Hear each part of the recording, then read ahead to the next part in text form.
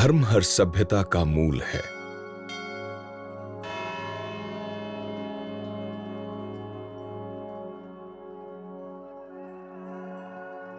सदियों से ये हमारे संस्कार, संस्कृति और जीवन का अभिन्न अंग रहा है। ये हमारे समाज को और हमारे अस्तित्व को भी बांध कर रखता है। धर्म हमारे सिद्धांतों की कुंजी है और हमारे जीवन में उम्मीद का स्रोत प्रवाहित करता है। हमारा आचरण और हमारी आदतें धर्म से प्रेरित होती हैं। भारत की 99% आबादी धर्म में आस्था रखती है। यहां लोग धर्म के साथ साथ अपने धर्म गुरुओं में भी असीम आस्था रखते हैं।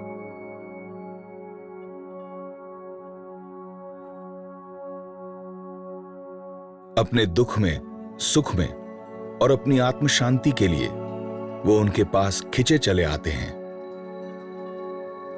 गुरुओं द्वारा प्रशस्त मार्ग में उन्हें अपने प्रश्नों के उत्तर मिलते हैं और उनकी वाणी प्रसाद समझकर ग्रहण करते हैं। इस असीम आस्था के कारण धर्मगुरुओं का दायित्व मनुष्य के जन्म और मृत्यु के कर्मकांड तक ही सीमित नहीं रहता। मनुष्य के जीवन में सभी अध्यायों को सफल आकार देने में भी अहम भूमिका निभाता है। लोग अपने दुख दर्द का समाधान अपने धर्मगुरु के पास ढूंढते हैं, पर वो ये नहीं समझते कि कुछ हद तक वो खुद भी इसके जिम्मेदार हैं। जैसे कि आदतन आज भी सैकड़ों लोग खुले में शौच के लिए जाते हैं।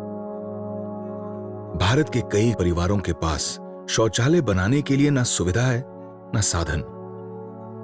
बतन पर कपड़ा नहीं है, खाने का रोटी नहीं है, कहा भाई हम लोग पैखाना कैसे बनाएंगे। लेकिन उसके लिए पहल करना पड़ेगा, हम लोगों को भी पहल करना पड़ेगा। हमारे जितने भी हम मानिंदे आदमी को जिनको हम मनोनीत किया है उनको भी इसमें सक्रिय हाथ बताना पड़ेगा। गवर्नमेंट का सक्रिय है जो योगदान होना चाहिए। दुख की बात तो यह है कि बहुत से ऐसे लोग हैं जिनके पास सुविधा और साधन दोनों हैं, पर फिर भी वो शौचालय बनाने को और प्रयोग करने को प्राथमिकता ही नहीं देते।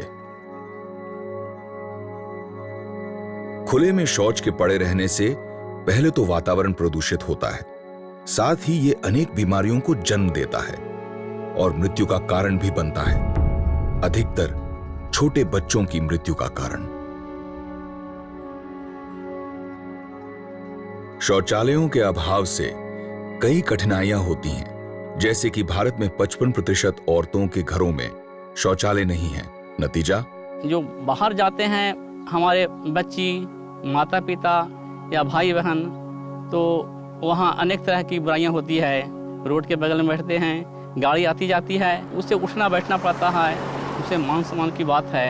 शौचालय नहीं था तो बहुत परेशानियां होती थी। सुबह में उठना पड़ता था, अगर खेत में जाते थे तो कोई जेंट्स लोग आता था, उठना पड़ता था और डर भी लगता था। और किसी के खेत में जाते थे तो वो गाली भी देता था।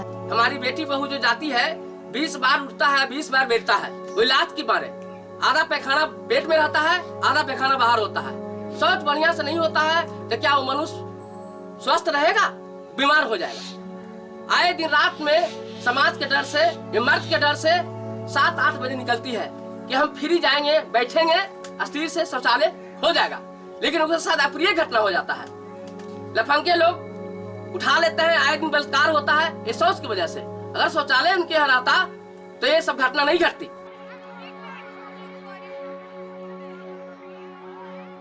शौचालय के अभाव से महिलाओं के जीवन में बहुत बड़ी समस्या उस दिन से शुरू होती है जब से उनका मासिक धर्म शुरू होता है। आज भी भारत के कई विद्यालयों में बालिकाओं के शौचालय जैसी सुविधाएं न होने से वह बीच में ही पढ़ाई छोड़ने के लिए मजबूर हो जाती हैं। मुश्किलें सिर्फ औरतों को नहीं है, मर्द लोगों को भी है। पिच्छू या सांप का डर, ऊपर से बारिश में ये लोग कैसे जाए। खुले में शौच की प्रथा पर्यावरण के साथ साथ जल को भी प्रदूषित करती है और यही जल हमारे जीवन कार्य से जुड़ा है। 88% बीमारियां दूषित जल के प्रयोग और स्वच्छता के अभाव से होती हैं। ये कुछ बीमारियां ऐसी है जो बच्चों के मृत्यु का कारण बनती है। तो बाह्य सफाई के अभाव में उन पर बीमारियों का संक्रमण बड़ी तेजी से होता है। मनुष्य अपने रोग आदि व्याधि की जो मूल वजह है और जो वजह है उन पर गौर करें। जिस बालक के पैदा होने पर सभी कोई प्रसन्न होते हैं,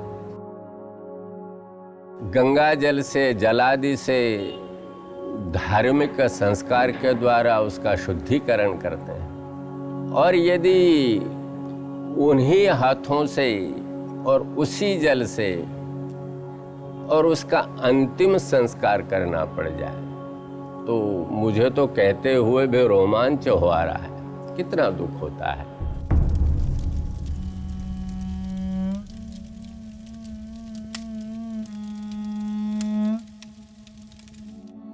स्वच्छता की अहमियत को लोग आए दिन नजरअंदाज करते हैं। जिन परिस्थितियों को मामूली कोशिश से बदला जा सकता है, उनसे वे आंखें मूंद लेते हैं। अपनी जिम्मेदारी न समझकर उसके खुद ब खुद बदल जाने का इंतजार करते हैं, या फिर उसे सरकार की जिम्मेदारी समझते हैं। जरूरत है सिर्फ उन्हें जागरूक कराने की, जिम्मेदारी से परिचित कराने की। धर्मगुरुओं का दायित्व केवल मन और आत्मा की शुद्धि ही नहीं, शरीर और वातावरण की शुद्धि से भी जुड़ा है। आपके द्वारा किया एक छोटा प्रयास स्वच्छता को भी संस्कार में बदल सकता है और हजारों जिंदगियों को बचा सकता है। आप उनकी आस्था को एक दिशा दे सकते हैं, एक ऐसी दिशा जो स्वच्छता की राह से गुजरती है और जिसकी मंजिल गौरव, आत्मसम्मान, स्वास्थ्य और समृद्धि है। तो आइए आज सब मिलकर संपूर्ण भारत को सही मार्ग दिखाएं और देश को स्वच्छ बनाएं।